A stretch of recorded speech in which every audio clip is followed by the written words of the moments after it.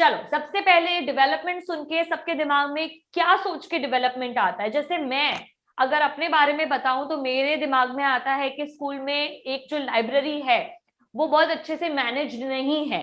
मैं चाहती हूँ कि लाइब्रेरी के थोड़े से और मैनेजमेंट सिस्टम बेहतर हो जाए स्कूल में। जब मैं स्कूल में हुआ करती थी कि कोई भी टॉपिक की किताबें कोई भी टॉपिक में मिक्स है, सारी एक साथ पड़ी हुई है, कुछ समझ नहीं आ रहा, कोई इंटरेस्ट नहीं लगता था।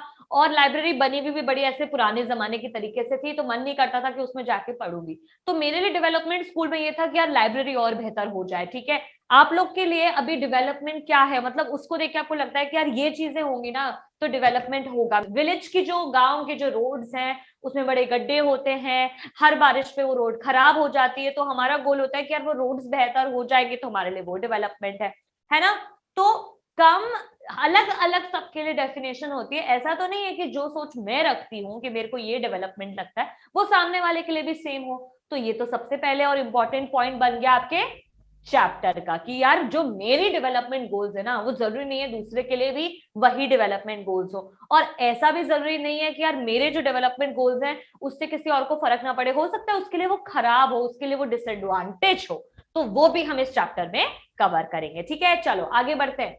सबसे पहला topic, what development promises different people different goals, ये हमने डिस्कस कर लिया। तो सबसे पहले क्या कहता है, different promises different different goals होते हैं सबके, डिफरेंट डिफरेंट आइडियाज होते हैं। ठीक है, what may be development for one, जो मेरे लिए डेवलपमेंट हो जरूरी नहीं है वो किसी और के लिए भी डेवलपमेंट हो। ठीक है, it may be even destructive for the other. Destructive का बच्चे मतलब क्या हुआ कि यार जो अगर इधर एग्जांपल है उससे समझाती हूँ। सबसे पहले लिखा हुआ इंडस्ट्रियलिस्ट, जो बड़े बड़े इंडस्ट्रीज के मालिक हैं, जिनके पास बड़ी बड़ी इंडस्ट्रीज है, जिनके पास बहुत पैसा है, टू गेट मोर इलेक्ट्रिसिटी, उनको चाहिए कि यार हमें और इलेक्ट्रिसिटी जनरेट करवानी है ताकि हमारी इंडस्ट्रीज को और इलेक्ट्रिसिटी मिल सके, हमारी बिल्डिंग्स को इलेक्ट्रिसिटी मिल सके।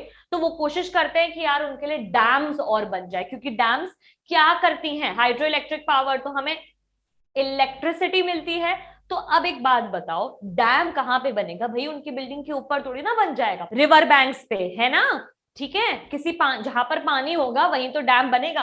तो अभी जब डैम बनता है तो जैसे अगर एक रिवर जा रही है यहां पर, अगर डैम इधर से स्टार्ट होगा बनना तो यहां पर रह रहे जो विलेजेस हैं, जो लोग हैं, जो उनके घर हैं, स्लम एरिया हैं, उनके साथ क्या होगा? जल्दी बताओ, क्या होगा उनके साथ? उनको वो जगह छोड़ के जानी पड़ेगी कि नहीं पड़ेगी? तो डेवलपमेंट हुआ किसके लिए? इंडस्ट्रियलिस्ट के लिए। डिस्ट्रक्टिव हो गया किसके लिए बच्चों? पुअर पीपल के लिए। तो किसी और का डेवलपमेंट आपके लिए हानिकारक भी हो सकता है। क्लियर? कितना आसान था। अभी बच्चों एक आपको ना बड़ी अच्छी ट्रिक बताती हूँ। आंसर आपको किस में लिखने हैं? इंग्लिश में। एग्जाम में इंग्लिश में लिखना है, ठीक है? समझ आपको किस में आती है? हिंदी में। तो जब पढ़ भी रहे हो या मेरी बातें भी सुन रहे हो तो इंसिडेंट को, पूरी कहानी को हिंदी में बना लो। अभी हमने कैसे बनाया यार? इंडस्ट्रियलिस्ट मेरे दिमाग में आ गए, बड़े बड़े अमीर अमीर लोग आ गए, रिवर साइड आ गई, वो आ गए कि यहाँ पे डैम कंस्ट्रक्शन चालू हो गया, और बेचारे जो पास के विलेजर्स थे, विलेज के लोग थे, आसपास का एरिया था, उन सबको निकाला जा रहा है कि अब कहीं और जाओ, या तो डैम बनेंगे। तो ये जो पूरी कहानी है आपके सामने आ गई। अब इस कहानी को आपको बस अपने एग्जाम में उतार लेना है, इजी।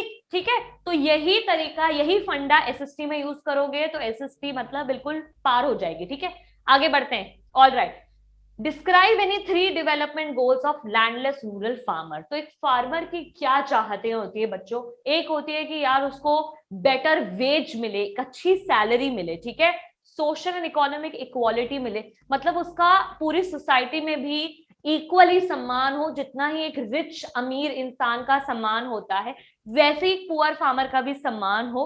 उसकी आमदनी, उसकी सैलरी बढ़ेगी तो उसकी इकोनॉमिक कंडीशंस भी बेटर होगी। ठीक है, समझ आ रहा है? Lower price for fruit grains, भाई इतने रिच नहीं होते हैं फार्मर्स, तो उनको जो बेसिक खाना है, दाल रोटी चावल ये सब चीजें उनको कम प्राइसेस में मिले ताकि वो अपनी फैमिली की नीड्स अच्छे से पूरी कर सके। एजुकेशन फैसिलिटीज उनके बच्चों को प्रोवाइड करी जाए कि यार अगर वो फार्मर हैं तो अगर एक फार्मर अपने बच्चे को क्यों नहीं पढ़ा सकता? अगर वो अपने बच्चे को एक अच्छी एजुकेशन देगा तो उसका बच्चा आगे बढ़ पाएगा कि नहीं पढ़ पाएगा, वो आगे विलेज से निकल पाएगा, वो शहर में जा पाएगा, वो और बड़ी कंट्रीज में जा पाएगा, जॉब ले पाएगा। ठीक है, तो जैसे रूरल फार्मर की ये चाहते होती है, अगर कोई बच्चा शहर में रहता है, सिटी का बच्चा, उसकी क्या चाहते होंगे मुझे बताओ। ऑलरेडी पढ़ाई कर रहा है, ऑलरेडी स्कूल जा रहा है, मुझे बताओ एक मॉडर्न किड की, एक जो शहर में रहने वाले बच्चे की चाहते क्या होगी, जल्दी से बताओ। एंजॉय करना, उसको और लग्जरी चीजें मिले। वो चाहेगा कि यार मेरे पापा के पास अगर नॉर्मल सी छोटी गाड़ी है, छोटी कार है, तो यार हमारे पास बड़ी महंगी वाली कार हो। उसकी चाहते अलग तरीके की होगी। उसकी चाहते होंगी कि यार मैं इंडिया में पढ़ना ही नहीं चाहता हूँ, इनकम और इंक्रीज हो, अब्रॉड पढ़ने जाऊं, मैं क्यों इंडिया में रहूं, मैं जब लंदन पढ़ने जा सकता हूँ, मेरे फादर मुझे भेज सकते हैं। लेकिन क्या यही बाहर जाने की, अब्रॉड पढ़ने की चाहते एक फार्मर की होगी? नहीं होगी। उसकी तो बेसिक चाहते होंगे ना, यार मेरा बच्चा स्कूल ही चला जाए। तो आप देख रहे हो, सबके लिए डेवलपमेंट एक अलग अलग तरीके का होता है। ठीक है, हो सकता है उसको मतलब हो कि यार मेरे पास बड़ी खुद की पर्सनल बाइक हो, मेरे पास, मुझे नहीं चाहिए ये सब चीज, छोटी मोटी बाइक, या फिर मैं पापा की गाड़ी में बैठ के क्यों जाऊं, है ना। ठीक है, समझ आ रहा है? चलो, वेरी गुड। तो ये हमने यहाँ तक तो क्लियर कर लिया कि सबकी चाहते, डेवलपमेंट के गोल्स अलग अलग हैं। कभी कभी किसी का डेवलपमेंट गोल किसी और के लिए हानिकारक हो सकता है। ठीक है, अच्छा, क्या इनकम अकेली चीज है बच्चों जो मेजर करने के लिए काफी है कि वो कंट्री अमीर है या गरीब है, या अच्छी है या डेवलप्ड है या नहीं है? क्या अकेली इनकम काफी होती है? पहले तो इनकम के बारे में पढ़ेंगे, फिर देखेंगे क्या इनकम काफी है मेजर करने के लिए या नहीं है, और अगर नहीं है तो और कौन सी हमें चीजें सोचनी चाहिए। सबसे पहले लोग सोचते हैं ज्यादा इनकम होगी तो ज्यादा अच्छी लाइफ होगी। अब एक बात बताती हूँ, फॉर एग्जाम्पल मैं हूं, ठीक है, मैं महीने का कमा रही हूँ 2 लाख रुपए। ठीक है, मेरे पास 2 लाख की सालाना महीने की सैलरी आती है मेरे अकाउंट में, तो मुझे तो बहुत खुश होना चाहिए यार, 2 लाख मिल रहे हैं क्या। लेकिन मैं काम करती हूँ सुबह 8 बजे से रात के 11 बजे तक। ठीक है, इतना तो मेरा काम है। दूसरी बात, जब मैं जाती हूँ उस ऑफिस में काम करने, तो लोग मेरे साथ अच्छा से व्यवहार नहीं करते हैं, सोचते हैं इससे कौन बात करे, तो मेरा एनवायरमेंट भी अच्छा नहीं है। अब अगर मान लो मेरे लिए विमेन सेफ्टी भी उस ऑफिस में अच्छे से नहीं है ना, तो अब यार ये सारी चीजें काफी हैं कंसिडर करने के लिए कि यार कोई बात नहीं, कशिश 2 लाख रुपए तो मिल ही रहे ना, तो ये सब चीजों को नजरअंदाज कर दे। तो आपको लगता है कि मतलब मैं इन सब चीजों को अगर नजरअंदाज भी कर दूंगी तो कब तक कर पाऊंगी? आप 1 महीने कर लोगे, 6 महीने कर लोगे, साल भर कर लोगे। क्या आप अपनी पूरी life without having a social life, without having family around you, without well being, क्या आप अच्छे से उन 2 लाख रुपए का क्या करोगे मुझे बताओ? कुछ नहीं कर सकते हो ना। पैसे तो आ रहे हैं जेब में, लेकिन खर्च करने के लिए कुछ नहीं है। ना अच्छी लाइफ है सोसाइटी में, ना फैमिली के पास आप टाइम स्पेंड कर सकते हो, और आपका ऑफिस आपके सिटी से जहां आप रहते हो वहां से इतना दूर है कि आपको छुट्टी भी नहीं देते हैं। आपको संडे की भी छुट्टी नहीं मिलती है, आपको मंडे को सुबह ऑफिस, सिर्फ संडे संडे मिलता है, और मंडे को ऑफिस जाना पड़ता है, एक भी छुट्टी अलाउड नहीं है। तो ऐसे में तो मैं अपने घर भी नहीं जा पा रही हूँ। तो आपको लगता है क्या इनकम काफी हुई हमारे लिए? नहीं हुई ना। तो बस कभी कभी हमें इक्वल ट्रीटमेंट, फ्रीडम, सिक्योरिटी और दूसरों से इज्जत लेना, हम इज्जत देंगे तो हमें भी मिलेगी, और डिस्क्रिमिनेशन ना होना कहीं पर भी। ठीक है बच्चे, तो नॉन मटेरियल गुड्स भी जरूरी होते हैं। वो कहते हैं ना कि पैसे से आप हर चीज नहीं खरीद सकते हो, है ना। खुशी तो जिसमें बिल्कुल भी आप पैसे से नहीं खरीद सकते हो। More days of work, better ways, अच्छी क्वालिटी ऑफ लाइफ होना, ठीक है, डिस्क्रिमिनेशन नहीं होना, इससे हम बता सकते हैं कि यार इनकम अकेला नहीं है हमारे लिए लाइफ में, और दूसरी चीज भी इंपॉर्टेंट है। It will be wrong to conclude that what can not be measured is not important. Of course खुशी को आप मेजर कर सकते हो, मैथ्स तो नहीं है ना खुशी की भाई इक्वल ट्रीटमेंट और फ्रीडम को आप मेजर कर रहे हो, क्या 10 में से 4 फ्रीडम मिल रही है हमें? नहीं ना। तो जो चीजें इनकम तो आप मेजर कर सकते हो, यार 2 लाख रुपए आ रहे हैं अकाउंट में, लेकिन क्या फ्रीडम, क्या सिक्योरिटी आप मेजर कर सकते हो? नहीं। लेकिन इसका मतलब ये तो नहीं ना कि इंपॉर्टेंट नहीं है, उतनी ही इंपॉर्टेंट है कि नहीं है? ठीक है, चलो, तो इससे क्या साबित होता है? It is true that if women are engaged in paid work, अगर कोई महिला काम पे जाती है तो वो अपने साथ साथ अपनी सेफ्टी, अपनी इज्जत, डिग्निटी, सब कुछ भी देखेगी। तो बेसिकली डेवलपमेंट क्या होता है? एक मिक्स ऑफ गोल्स। क्वेश्चन बनेगा कि डेवलपमेंट अगर इनकम नहीं है तो क्या है? एक मिक्स ऑफ गोल्स है। ठीक है, यहां तक क्लियर बच्चा? चलो, बढ़ते हैं आगे। तो national development runs parallel to individual development. अगर एक लेवल पे हमारा डेवलपमेंट होगा तो साथ साथ नेशन भी आगे बढ़ेगा। फॉर एग्जाम्पल, अगर एक नेशन में 10 लोग हैं, ठीक है, जितने लोग हैं, अब अगर ये पुअर क्वालिटी ऑफ लाइफ में रह रहे हैं, अच्छी लाइफ नहीं मिल रही है, सोशल वेलबींग अच्छा नहीं है, एजुकेशन फैसिलिटीज अच्छी नहीं है, हेल्थ अच्छी नहीं है, डॉक्टर और हॉस्पिटल्स की अवेलेबिलिटी ही नहीं है, तो क्या वो नेशन आगे बढ़ सकता है? नहीं, वो नेशन भी आगे नहीं बढ़ सकता है। उस नेशन को भी आगे बढ़ने के लिए सबका पर्सनल डेवलपमेंट होना जरूरी है। अगर नेशन को डेवलप करवाना है तो इंडिविजुअल को भी आगे और ऊपर उठना पड़ेगा। Different persons could have different as well as conflicting notions of a country's development. Conflicting मतलब हो सकता है आपके और मेरे जो आइडिया ऑफ डेवलपमेंट है वो मैच नहीं करे, ठीक है। फॉर एग्जाम्पल, मेरी बात सुनो, मेरा डेवलपमेंट का आइडिया है, अगर मैं एक बहुत रिच सोसाइटी की बिलोंग करती हूँ, ठीक है, तो मेरा आइडिया होगा कि ऑलरेडी जो अच्छे से रोड्स बने हुए हैं उनके पास ना चार्जिंग पॉइंट्स अवेलेबल हो जाए, जो वॉकिंग लेन होती है ना वहां पे। तो मतलब आप सोच रहे हो मेरा कितना ऊंचा आइडिया है डेवलपमेंट का, कि यार जो वॉकिंग लेन होती है रोड्स पर, उधर ना चार्जिंग पॉइंट्स की फैसिलिटी हो, फ्री वाईफाई मिल जाए रोड्स पे, है ना। ये सारी मेरी चाहते हैं डेवलपमेंट की, ठीक है। अब कोई जो गांव में रह रहा है या छोटे शहर में रह रहा है, वो तो बोलेगा कि यार अच्छी रोड्स मिल जाए ना, वो काफी है। अच्छी रोड्स हो, नीट एंड क्लीन रोड्स हो, अच्छी 2 लेन 3 लेन 4 लेन रोड्स बन जाए, गड्ढे नहीं हो रोड्स पे, तो उनका वो आइडिया। लेकिन मैं सोचूंगी यार मेरे शहर में तो ऑलरेडी अच्छी रोड्स है, मुझे नहीं चाहिए, मुझे तो वाईफाई लाके दो, मुझे तो चार्जिंग पॉइंट्स दो, ठीक है। तो अब ये सारी चीजें मेरी आइडिया है डेवलपमेंट का और आप लोग का अलग है। तो कभी कभी इस चक्कर में कॉन्फ्लिक्टिंग भी हो जाता है कि यार इसका आइडिया सुने नेशन के डेवलपमेंट में या मेरा आइडिया सुने। अब ये कैसे पता लगेगा बच्चों कि किसका आइडिया को वैल्यू दे? मतलब अगर 10 लोग हैं, 1 2 3 4 5 और 6 7 8 9 10, सबकी डेवलपमेंट का आइडिया हमारे इंडिया को लेके डिफरेंट डिफरेंट है। तो अब एक मुझे बात बताओ कि कैसे पता चलेगा कि यार इस 1 वाले के आइडिया को वैल्यू दे या 8th वाले के आइडिया को वैल्यू दे? क्या करना पड़ता है उसके लिए? जल्दी से सोचो। तो ये सोचना पड़ता है कि ये एक would the idea benefit the larger number और ओनली अ स्मॉल ग्रुप। 10 लोगों में से मान लो इस वाले बंदे ने, ये जो 8th नंबर वाला है, इसने जो आइडिया दिया वो सिर्फ इसको ये वैल्यू कर रहा है, मतलब इसके लिए अच्छा है, सिर्फ 8th वाले के लिए। जो अगर 1 वाले ने आइडिया दिया है वो मेजॉरिटी लगभग 1 से लेके 8th तक वैल्यू करता है।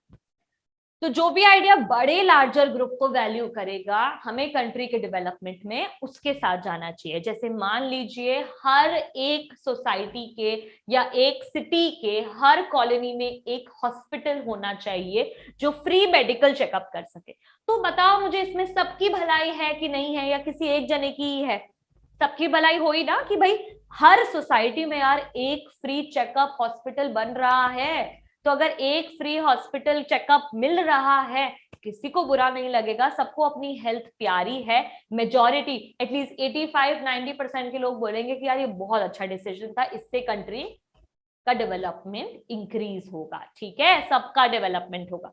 तो जनरली वही फैक्टर्स लिए जाते हैं बच्चों जिसमें मेजॉरिटी का फायदा हो, ठीक है। तो इस चैलेंज का सॉल्यूशन हमने ये दिया है कि हमें वोटिंग और मेजॉरिटी के साथ जाना चाहिए। किसके साथ? जो ज्यादा लोगों की सोच रहे हैं, मेजॉरिटी की सोच रहे हैं, तो हम उनके साथ जाएंगे ताकि कंट्री का सुधार हो और बेहतर हो, ठीक है। हमने इनकम मेथड देख लिया। अब इनकम मेथड में भी एक प्रॉब्लम है, उसको समझना है। ये बहुत इंपॉर्टेंट पार्ट है बच्चों, इसको क्लियरली समझना है, ठीक है। पहले मैं बताती हूँ कि क्यों हम एवरेज इनकम क्यों लेते हैं और नॉर्मल इनकम क्यों नहीं देखते हैं। दो कंट्रीज के बीच में एवरेज इनकम क्यों देखते हैं, इसको समझेंगे, ठीक है। सबसे पहले 2 फैमिलीज हैं, ठीक है, इसमें है 5 मेंबर, ठीक है, और इसमें भी है कितने मेंबर्स? 5 मेंबर, ठीक है। चलो, अब इसमें से सिर्फ एक मेंबर कमाता है 50,000 रुपए, तो इस फैमिली की इनकम कितनी हो गई? 50,000 हो गई, ठीक है। इस वाली जगह पर सब कितना कितना कमा रहे हैं, 5,000 कमा रहे हैं सब, या फिर 10,000 कमा लेते हैं, ठीक है। तो इधर भी 10,000 कमा रहे हैं, इधर भी 10, इधर भी 10, इधर भी 10 और इधर भी 10, तो इधर की भी हो गई 50,000। अब हमने तो टोटल निकाल के देख लिया भाई, यार ये तो दोनों बराबर लग रहे हैं, दोनों अमीर है, दोनों बराबर हैं। या मान लो इधर 6 बंदे थे, ये भी 10 कमा रहा है, तो इधर हो गया 60, तो हम तो बोल देंगे ये बेहतर है। तो एक बात बताओ, यहां पर भी, या फिर 10 भी हम हटा देते हैं, हम तो बराबर ही रखते हैं, चलो ठीक है, मैंने तो बिल्कुल बराबर ही आपके सामने रख दिया। तो ये और ये तो बिल्कुल सेम हो गए, लेकिन इसकी प्रॉब्लम क्या हो गई, यहाँ तो एक ही बंदा 50,000 लेके आ रहा है घर में, और यहाँ पे सब 10 लेके आ रहे हैं। तो अभी कैसे पता चलेगा कि यार कौन सी फैमिली बेहतर है, डेवलप्ड है, या कौन सी फैमिली में सोशल वेलबींग अच्छी है, नहीं पता चल रहा है ना। तो जब ऐसी प्रॉब्लम उठती है तो हम किसका हेल्प लेते हैं, एक एवरेज इनकम निकालते हैं, ठीक है। एक एवरेज इनकम निकालते हैं, जब पता चलता है एवरेज इनकम का 1 मार्क क्वेश्चन आएगा बच्चों। एवरेज इनकम का फॉर्मूला, जितनी भी पॉपुलेशन है एक एरिया की और जितनी भी इनकम है उसका डिवीजन, आपका 1 मार्क्स क्वेश्चन बनेगा, ठीक है। और एक और क्वेश्चन बनेगा, एवरेज इनकम का दूसरा नेम क्या है, पर कैपिटा इनकम। तो कंफ्यूज नहीं होना, एग्जाम में पूछ लिया कि पर कैपिटा इनकम का फॉर्मूला बताओ और याद ही नहीं आ रहा है, भाई हमने तो नहीं पढ़ा, बुक में तो नहीं था। तो पर कैपिटा और एवरेज इनकम एक ही चीज है, ठीक है, ये दोनों नेम्स याद रखने हैं। एवरेज इनकम कैसे निकलती है, अब एवरेज इनकम तो मैंने आपको बता दिया कैसे निकल रही है। एवरेज इनकम की क्या लिमिटेशंस है, मतलब ये बनेगा आपका क्वेश्चन, और ये बहुत फेवरेट क्वेश्चन है देखो एग्जाम का, ये याद रखना है, इसको इंपॉर्टेंट रखना है कि ये क्वेश्चन क्यों इंपॉर्टेंट है। आपसे पूछ लेंगे व्हाट इज एवरेज इनकम, आपने लिख दिया, does it have any limitations, मैं क्वेश्चन लिख रही हूं यहां पर, डज इट हैज और हैव एनी लिमिटेशंस। इसकी क्या लिमिटेशंस हो सकती है बच्चों, वापस से हम एक फैमिली में जाएंगे, फैमिली नंबर 1, फैमिली नंबर 2, यहां पर है 5 बंदे, सब कितने कमा रहे हैं, 100 ईच, ठीक है। तो 5 लोग कितने कमाएंगे, ये आंसर तो पता होगा ना, इतना तो मुझे भी पता है, मैथ इतनी भी कमजोर नहीं है, ठीक है। और यहां पर है 5 बंदे, जिसमें से एक बंदा कमा रहा है 400 रुपए, ठीक है, बाकी सब कमा रहे हैं 25, 25, 25 और 25, ठीक है। एवरेज इनकम दोनों फैमिलीज की कितनी निकलेगी, क्या दोनों की 100 रुपीज निकल रही है एवरेज इनकम, या फिर नहीं निकल रही है, जल्दी से इससे कैलकुलेट करो। कैलकुलेट कैसे करोगे, टोटल इनकम 500, बंदे कितने, आंसर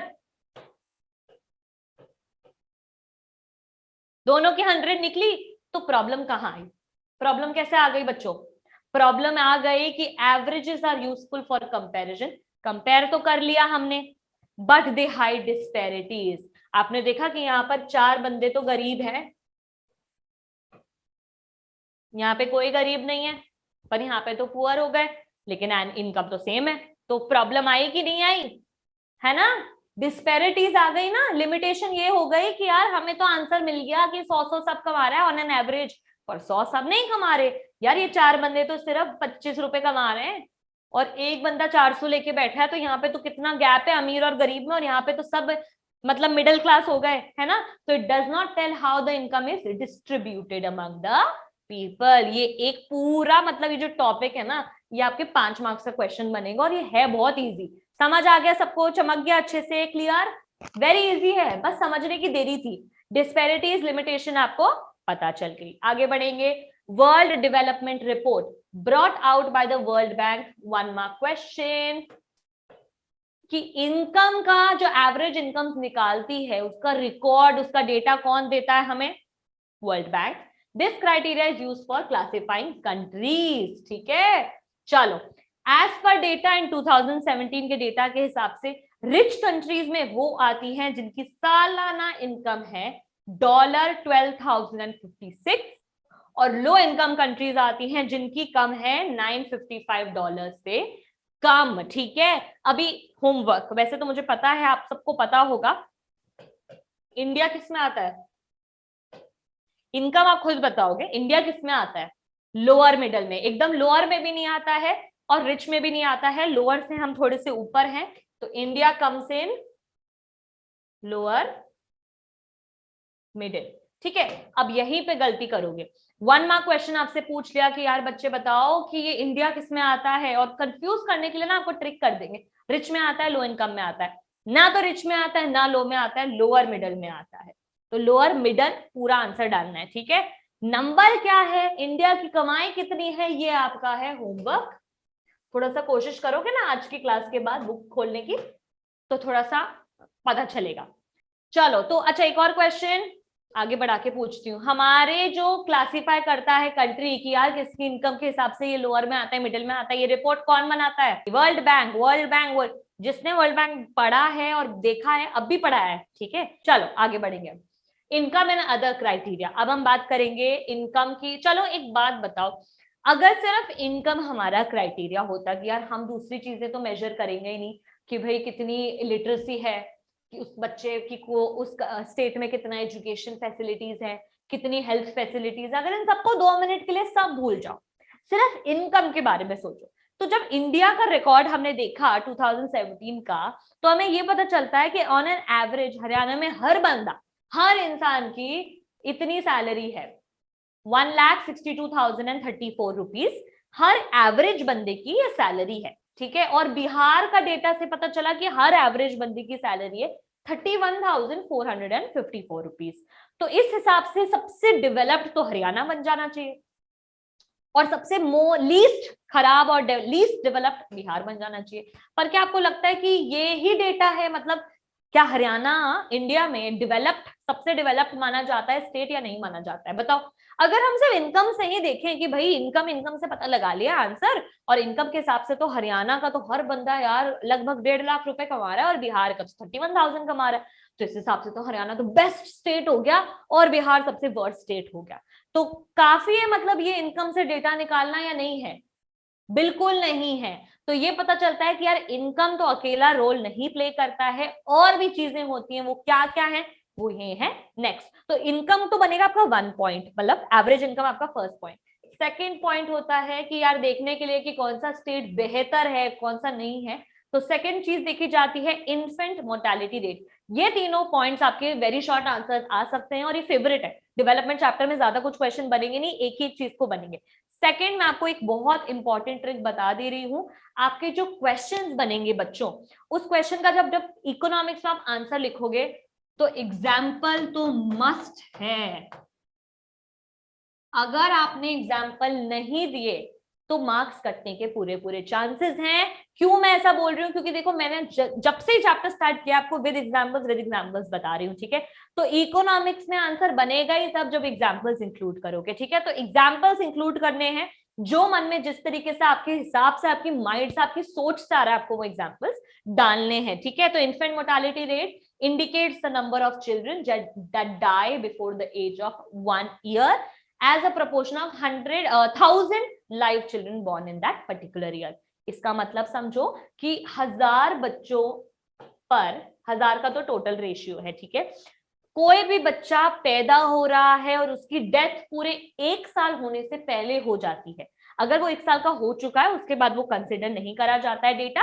1 साल का होने से पहले वो 6th मंथ में, 7th मंथ में, 11th मंथ में, 10th मंथ में अगर उसकी डेथ हो जाती है, उसको हम इन्फेंट मोर्टेलिटी रेट कहते हैं। इसको उससे भी कंफ्यूजन नहीं, इसको इससे भी कंफ्यूजन में नहीं लेना है कि जो बच्चा अभी पैदा नहीं हुआ है उसको भी हम कंसिडर कर रहे हैं, नहीं।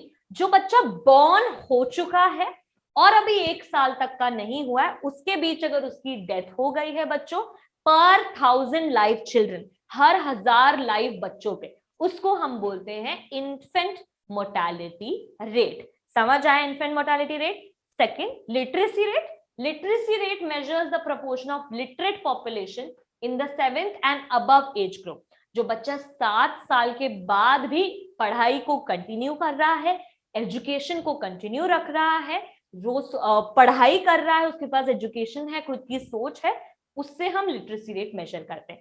7 से पहले वाले बच्चों की नहीं करेंगे क्योंकि ऑलरेडी बच्चे छोटे होते हैं। 7 के बाद भी इफ ही और she is continuing education then literacy rate में काउंट होता है। ठीक है, नेट अटेंडेंस रेशियो। ठीक है, नेट ये आपका बनेगा थर्ड पॉइंट। अगर आप अच्छा क्वेश्चन में बताऊंगी, अभी पहले समझा देती हूँ। ठीक है, fourth point, net attendance ratio is the total number of children of age group between 14 to 15 years जो स्कूल जाते हैं।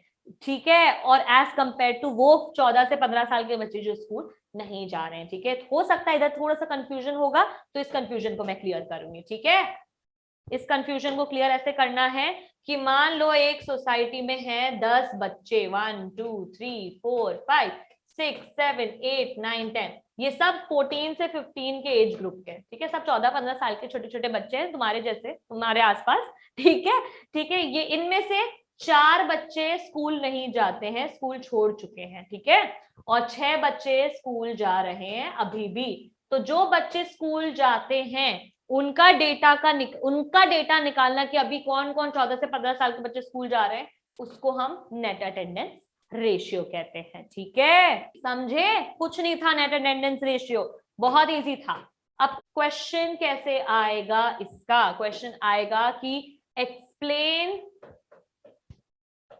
शॉर्ट फॉर्म में लिख रही हूं ये, चलो पूरा लिख देती हूँ। एक्सप्लेन, 4 मार्क्स का नहीं 5 मार्क्स का क्वेश्चन बनेगा। Explain why income is not the only criteria।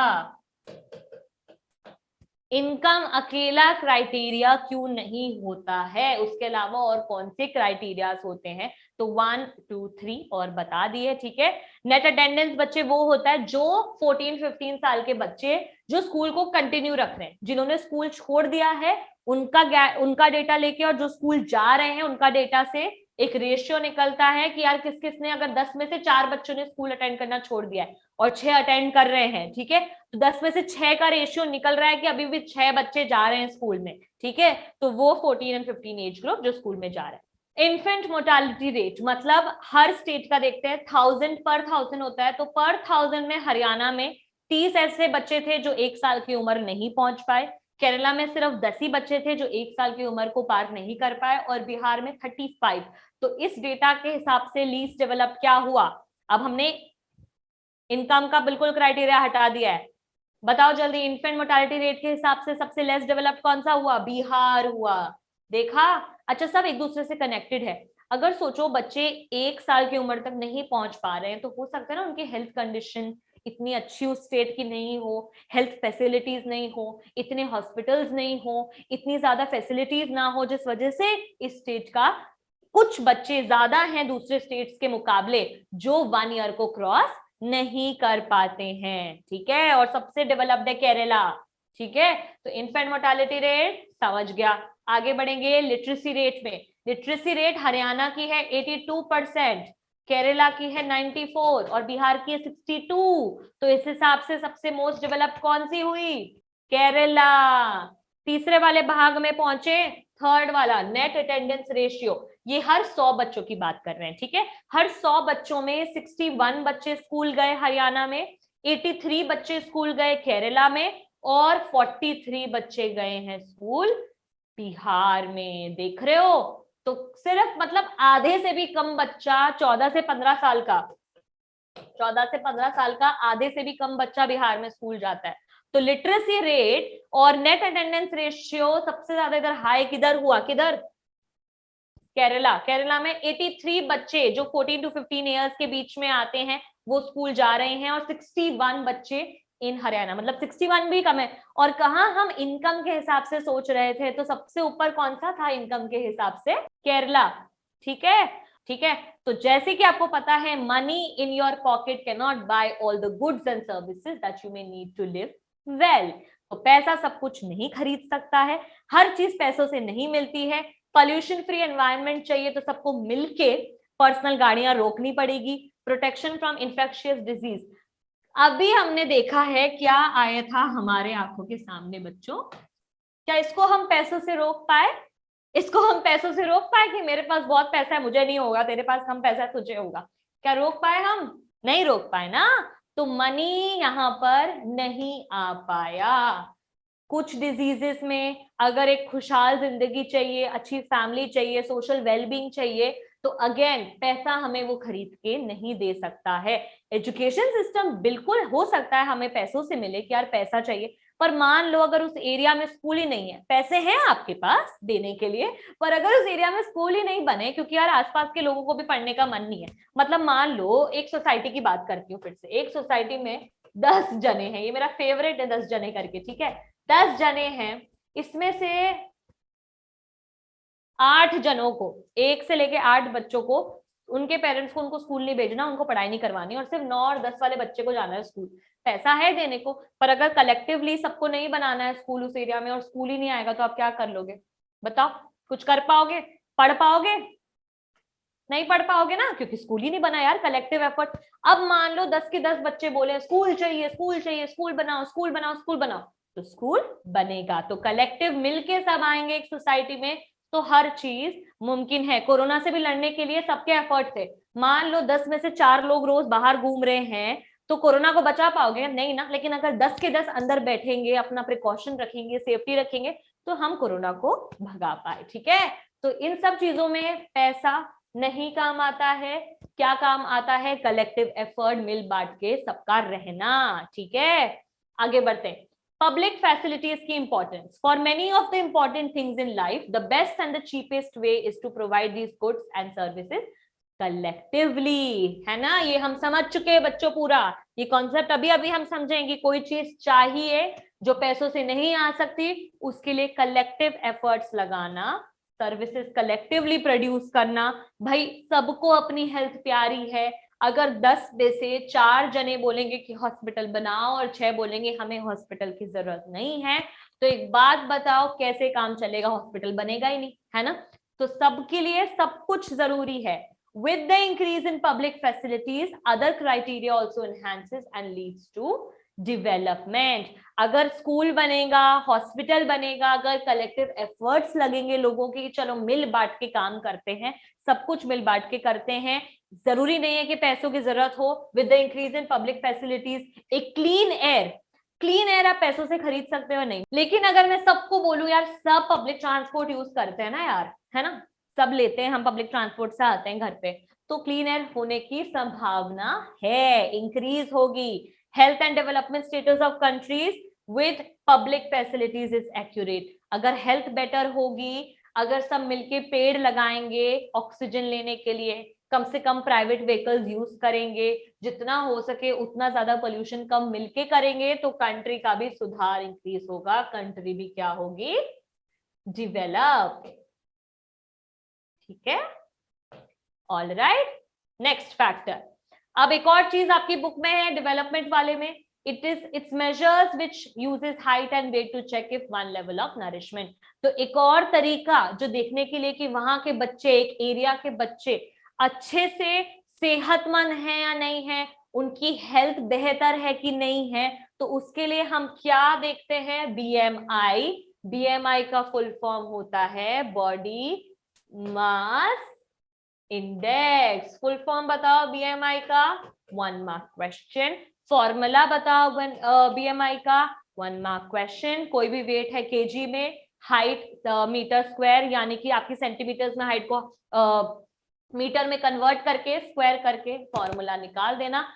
Mathematical questions इतने नहीं आते हैं जहां तक मुझे लगता है, हमेशा आपसे फॉर्मूला पूछा जाता है। मैथ्स मेरी कमजोर थी इसलिए मैं सोशल साइंस में आ गई आपको पढ़ाने, नहीं तो मैं आज मैथ्स पढ़ा रही होती, बट मैं सोशल साइंस पढ़ाती हूँ क्योंकि मुझे सोशल साइंस आती है। ठीक है, चलो, अगर इसका जो आंसर है अगर वो 18 से कम निकलता है तो उसको माना जाता है अंडर नरिश्ड। अगर उसका आंसर 25 से ज्यादा निकलता है तो उसको माना जाता है ओवर वेट। ठीक है, तो again 1 mark question, 1 mark question. क्या पूछा जाएगा 1 मार्क क्वेश्चन?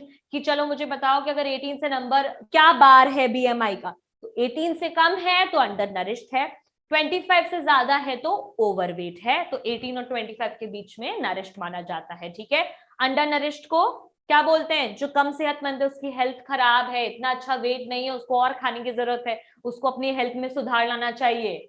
आगे, human development report, it is published by United Nations. अच्छा, इनकम की रिपोर्ट कौन देता है?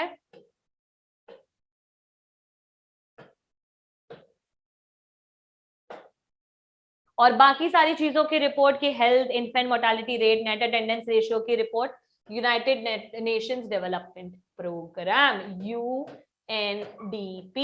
1 marks question. To compare countries on the basis of education, कैसी एजुकेशन लेवल है, हेल्थ कैसा चल रहा है, और पर कैपिटा इनकम, सब चीजें एक साथ जो इंक्लूड करता है वो होता है यूनाइटेड नेशंस के द्वारा यूनाइटेड नेशंस डेवलपमेंट प्रोग्राम। और HDI उसका एक ब्रांच है जो ह्यूमन डेवलपमेंट इंडेक्स जिसको बोलते हैं। तो आपसे पूछा जा सकता है UNDP की ब्रांच बताओ। HDI ह्यूमन डेवलपमेंट इंडेक्स, जो कि कैलकुलेट करती है कि एक कंट्री की हेल्थ कैसी चल रही है, एजुकेशन फैसिलिटीज कैसी चल रही है, और हेल्थ, उसके अलावा उसकी इनकम के साथ साथ उसकी कितनी इन्फेंट मोर्टालिटी रेट है उस जगह की, उस जगह का नेट अटेंडेंस रेशियो कितना है, ये सबको कैलकुलेट करने वाला कौन है? UNDP ये रिपोर्ट बनाता है। ठीक है, अभी UNDP की जो ब्रांच है HDR ह्यूमन डेवलपमेंट रिपोर्ट, वो क्या क्या देखता है? वो एक तो लाइफ एक्सपेक्टेंसी देखता है कि यार कितनी उम्र वो बच्चा जी रहा है, या एक कंट्री में अगर 10 लोग हैं फॉर एग्जांपल, तो 10 लोग एवरेज कितना जिए हैं। तो मतलब अगर हर वो जो 10 लोग की एवरेज सालाना ऐसे पता चली है कि यार वो सारे जो 10 लोग हैं लगभग सब 75 से 85 के बीच में जिए हैं। ठीक है, तो इससे क्या पता चलता है? एक कंट्री की लाइफ एक्सपेक्टेंसी। कैसे? एक जगह है, वहां पे है 10 बंदे और सब की लाइफ एक्सपेक्टेंसी रही थी 70 से 78 के बीच में। तो 70 78 एक कंट्री की लाइफ एक्सपेक्टेंसी रेट है। ठीक है, as the name suggest, average expected length of a life from the time of birth, जब से वो पैदा हुआ है, जब से उसकी डेथ हुई है, उसके बीच ये सारे मिला के जो एवरेज निकलता है उसका कंट्री से कैलकुलेट करते हैं। Per capita income is calculated in dollars. Dollars में ही क्यों कैलकुलेट होती है? 1 मार्क क्वेश्चन आपसे पूछा जा सकता है कि किसमें कैलकुलेट होती है? डॉलर्स, क्योंकि डॉलर्स ऐसे वर्ल्ड वाइड चलता है, for all the countries dollars ही चलता है। रुपीज हर जगह नहीं चलता है, यूरोज हर जगह नहीं चलता है, यूएई का दिरहम्स हर जगह नहीं चलता है, डॉलर चलता है हर जगह, so that it can be compared. It is also done in a way that every dollar would buy the same amount of goods. तो इंडिया का भी जब HDI ह्यूमन डेवलपमेंट इंडेक्स या फिर ह्यूमन डेवलपमेंट रिपोर्ट बन रही होती है तो डॉलर्स में कैलकुलेट की जाती है ताकि इजीली हर कंट्री के बीच में कंपैरिजन हो सके। लास्ट टॉपिक है ये हमारा sustainability of development. We have not inherited, हमने कोई अपने पूर्वजों से नहीं लिए है ये जमीन और ये जितने भी हेल्थ फैसिलिटीज हमें मिली है, हम अपने आने वाले फ्यूचर जनरेशन से ले रहे हैं। मतलब अगर हम इतना ज्यादा यूज करते रहेंगे कि भाई हम डेवलपमेंट के चक्कर में, डैम्स बनाने के चक्कर में अगर नेचर को खराब करेंगे, हानि पहुंचाएंगे, तो हमारी आने वाली जनरेशन को बच्चे नहीं मिल पाएगा कुछ भी। ठीक है, तो ये समझो, आज हम डेवलपमेंट का नारा लगाते हैं, ठीक है यार, रोड्स बना लो, डैम्स बना लो, ये कर लो, वो कर लो, लेकिन एक बात बताओ, हम क्या नेचर की सोचते हैं? ये ज्योग्राफी में भी पढ़ा है ना आपने कि क्या नेचर की सोच, हिस्ट्री में भी पढ़ा है कि हम नेचर की सोच रहे हैं, फॉरेस्ट की सोच रहे हैं? नहीं।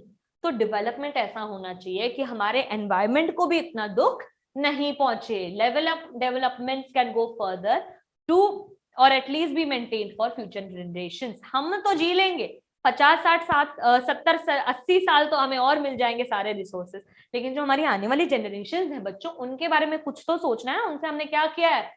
We have borrowed it. ये क्वेश्चन बनेगा, ये क्वेश्चन बन सकता है 5 मार्क्स की, लिख देंगे और बोलेंगे एक्सप्लेन फेवरेट चीज। ठीक है, तो ये बना आपका फर्स्ट पॉइंट कि हमें डेवलपमेंट ऐसे करना चाहिए कि फ्यूचर जनरेशंस के लिए भी हम कुछ बचा पाए। साइंटिस्ट हैव गिवन वार्निंग कि ऐसा डेवलपमेंट, सस्टेनेबल का मतलब क्या होता है? एनवायरनमेंट को नुकसान ना करते हुए। जैसे आपको पता है कि पहले एक जमाने में इतनी प्लास्टिक के बैग्स नहीं चलते थे, स्ट्रॉज नहीं चलती थी, प्लास्टिक के मग्स नहीं आते थे। ठीक है, लेकिन धीरे धीरे आपने क्या देखा बच्चों कि ये जो प्लास्टिक, हम मॉडर्न होते रहे तो हमारे पास प्लास्टिक मग्स है, प्लास्टिक स्ट्रॉज है, लेकिन इससे पूरे एनवायरनमेंट का नुकसान हो रहा है कि नहीं हो रहा? तो डेवलपमेंट तो इंक्रीज कर ही रहे, उसके साथ साथ हम नेचर को भी हानि पहुंचा रहे। तो अब प्लास्टिक बैग्स और प्लास्टिक कप्स और प्लास्टिक स्ट्रॉज ना यूज करते हुए हम स्टील की यूज कर सकते हैं, हम पेपर की प्लास्टिक स्ट्रॉज यूज कर सकते हैं, ताकि नेचर को कम से कम नुकसान हो। ठीक है, इसी के दो एग्जांपल्स बच्चा आपके एनसीईआरटी में भी दे रखे हैं। एक तो हम ग्राउंड वाटर बहुत ज्यादा यूज कर रहे हैं इंडिया में, और यही आप ये जो आंसर लिख रहे हो इसमें मेंशन करोगे कि इंडिया में हम कुछ स्टेट्स में इतना ग्राउंड वाटर निकालते रहते हैं कि यार मतलब वो जो जमीन है ना नीचे की, वो भी थक जाती है कि बस भाई हमें छोड़ दो, कितना पानी निकालोगे, इतना तो हमारे में से धरती में से आएगा भी नहीं। तो ग्राउंड वाटर एक ऐसी चीज है जो यूज करते गए करते गए करते गए बच्चों, तो कुछ एरिया से तो वो एकदम सूखा पड़ जाएगा, फिर नहीं मिलेगा। इसके अलावा क्रूड ऑयल, क्रूड ऑयल क्या है? एक ऐसा मिनरल है जिससे हमें अलग अलग चीजें मिलती है, पेट्रोलियम मिलता है, नेचुरल गैस, और हमारे इंडिया में तो वैसे भी इतना अवेलेबिलिटी नहीं है क्रूड ऑयल की। कहां से आता है? मोस्टली मिडल ईस्ट से। तो एक बात बताओ, अगर मिडल ईस्ट में खत्म हो गया तो हमारे को वो खुद का नहीं कर पाएंगे तो हमें क्या भेजेंगे? और अगर हमें भेजेंगे बच्चों तो सोचो कितनी प्राइसेस बढ़ा के भेजेंगे, इतना पैसा देने को होगा उस टाइम पे। और चलो यही चीज हम 100 साल और कर लेंगे कि ना पैसे भी बढ़ा के दे रहे हैं जैसे तैसे, यार क्रूड ऑयल तो चाहिए भाई, पेट्रोलियम के बिना जिंदगी क्या है। लेकिन जब खत्म हो जाएगा तो आने वाले जनरेशन के लिए जीरो अंडा, कुछ नहीं बचेगा। तो इससे क्या हो रहा है? Environmental degradation. तो हमें क्या करना चाहिए? हमें चुपचाप सुधर जाना चाहिए कि जो चीजें हम डेवलपमेंट के नाम पर यूज कर रहे हैं उसको कम यूज करें, किफायती से यूज करें, इतना यूज करें कि आगे से आगे भी जनरेशन को मिल पाए। तो ये वाली स्लाइड और ये वाली स्लाइड आपका 5 मार्क्स का क्वेश्चन। और मैं बोली थी ना हर क्वेश्चन में एग्जाम्पल इंक्लूड करना है, ये बनेगा आपका example. First example ground water, second example exhaustion of crude oil. ठीक है, इसी की वजह से हम ऐसे रिसोर्सेज जैसे कि solar energy, wind energy, geothermal energy, ऐसी चीजों पे धीरे धीरे हम जा रहे हैं। क्यों जा रहे हैं? ताकि अभी से साइंटिस्ट और अभी से मिल बांट के लोग थोड़े थोड़े अवेयर होने लग गए कि यार सच में नहीं बचेगा हमारे आने वाले जनरेशन के लिए, तो हमें थोड़ा सा सुधर जाना चाहिए। What is the main criterion used by the World Bank? World Bank का क्राइटेरियन मेन क्या है ये तो आपको पता होना चाहिए, इनकम। ठीक है, in classifying different and what are the limitations. आ गया फेवरेट सवाल। The main criterion used by the World Bank in classifying countries is the, ये per होगा, per capita income, the average income of the country। Income आ गया, limitations क्या हुई? पहले तो फॉर्मूला बता दोगे, it is calculated by dividing the total income of the country by the population. Keyword population और टोटल इनकम। ठीक है, फॉर्मूला बता दोगे, पहले तो डिफाइन कर दोगे, सेकंड पॉइंट में फॉर्मूला बता दोगे, थर्ड में रिपोर्ट बता दोगे कि किस हिसाब से हाई में कौन आती है, लो में कौन आती है, इंडिया कहाँ पे आती है, लोअर मिडिल पे आती है। 3 पॉइंट्स बन गए, ऐसे बनाना है आंसर। ठीक है, नेक्स्ट द लिमिटेशंस क्या है इसकी। अब ऐसे बनाओगे तो देखो किस तरीके से आपका 5 मार्क्स का क्वेश्चन कितना ब्यूटीफुली तैयार हुआ। फर्स्ट पॉइंट आपने बता दिया कि क्या मेजर करता है, सेकंड पॉइंट आपने फॉर्मूला बता दिया, थर्ड पॉइंट आपने बता दिया कौन हायर में आता है और कौन लोअर में आता है।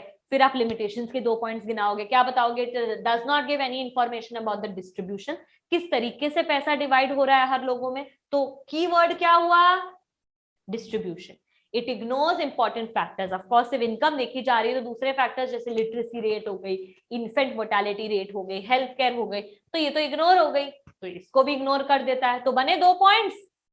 कितना अच्छा परफेक्ट आंसर बना है, और ये सारे पॉइंट्स आपको ऑलरेडी क्लियर है क्योंकि आप समझ चुके हो। अब दिमाग लगाना है कि कौन से पॉइंट्स कौन से वाले क्वेश्चन में आएंगे। ठीक है, in what respect is the criterion used by UNDP. World bank तो पैसा इनकम देखता है, यूएनडीपी क्या कैलकुलेट करती है, how it is different by World Bank. ठीक है, जस्ट ऑपोजिट क्या करती है, the criterion used by UNDP is different from the one by World Bank because World Bank uses per capita income.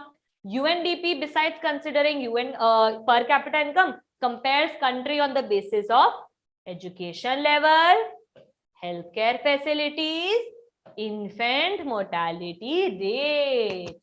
ठीक है, ये 3 चीजों को देखता है UNDP. Find out the present sources of energy that are available by the people in India, that are used by the people in India. What could be the other possibilities 50 years from now? तो अभी तो हम क्या use करते हैं? Firewood, कोल, petroleum, crude oil और natural gas. ये सब कौन से होते हैं?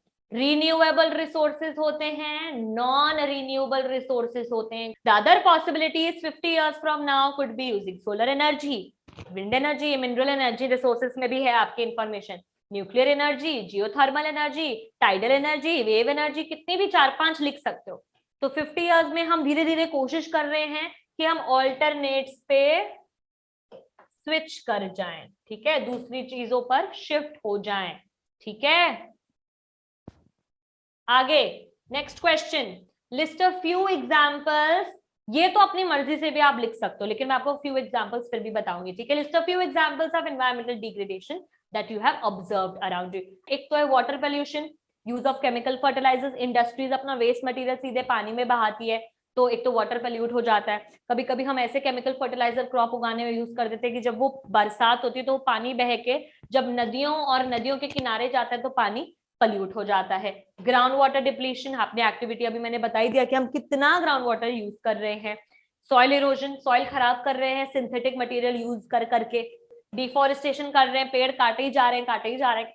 Burning of coal and mineral oil, जितने भी रिसोर्सेज जो एग्जॉस्ट हो सकते हैं, खत्म हो सकते हैं, उन्हें बहुत ज्यादा यूज कर रहे हैं। ठीक है, clear? Next question, 1 mark question, very short answer. Which region of the world has the maximum amount of crude oil reserve? Middle East, इतना तो सबको पता होना चाहिए। Have maximum amount, more than 50%, पूरे वर्ल्ड में more than 50 है middle east के पास। ठीक है, which indicators taken into consideration? Human Development Index क्या क्या चीजें कैलकुलेट करता है इनकम के अलावा? Per capita income, sorry per capita income तो वो करता ही है। ठीक है, उसके अलावा लाइफ एक्सपेक्टेंसी कि भाई कितने साल उस कंट्री के लोग एवरेज में जी रहे हैं। लिटरेसी रेट कि भाई कितनी ज्यादा लिटरेसी रेट है, कितनी एजुकेशन फैसिलिटीज है। एनरोलमेंट ऑन ऑल 3 लेवल्स, मतलब हर 3 लेवल को भी कैलकुलेट करते हैं कि यार इन तीनों लेवल पे हेल्थ मिला लो, लिटरेसी मिला लो और पैसा मिला के एवरेज क्या निकल रहा है। ठीक है, तो उस एवरेज को भी HDI, human development index, count करता है। ठीक है, clear? Next question, name the international organization that publishes human development report. जो ह्यूमन डेवलपमेंट तो उसकी ब्रांच है, और ह्यूमन डेवलपमेंट रिपोर्ट कौन प्रोड्यूस करता है? UNDP, United Nations development Programme publishes report every year, ये हर साल रिपोर्ट करती है। ठीक है, बहुत इजी है ये चैप्टर, अभी जाओगे सब इसको फटाफट से रिवाइज करोगे। मैं इतनी मेहनत करके तुम्हें पूरा चैप्टर 1 घंटे के विदिन जब 1 शॉट में क्लियर कर सकती हूँ बच्चों, तो आप 15 से 20 मिनट खुद के लगा के चैप्टर को रीड करके पक्का करके साइड में रख सकते हो। ठीक है, ठीक है, क्योंकि मुझे पता है आंसर इंग्लिश में लिखने हैं। बच्चा इसके साथ नोट्स बनाओगे तो नोट्स, और चैप्टर को अभी पढ़ लिया तो पढ़ लिया, एग्जाम के एक दिन पहले चैप्टर पढ़ने नहीं बैठना है। एग्जाम के पहले जो ई सरल की वीडियो से आपने अपने नोट्स बनाए उसको पढ़ के जाना है। ठीक है,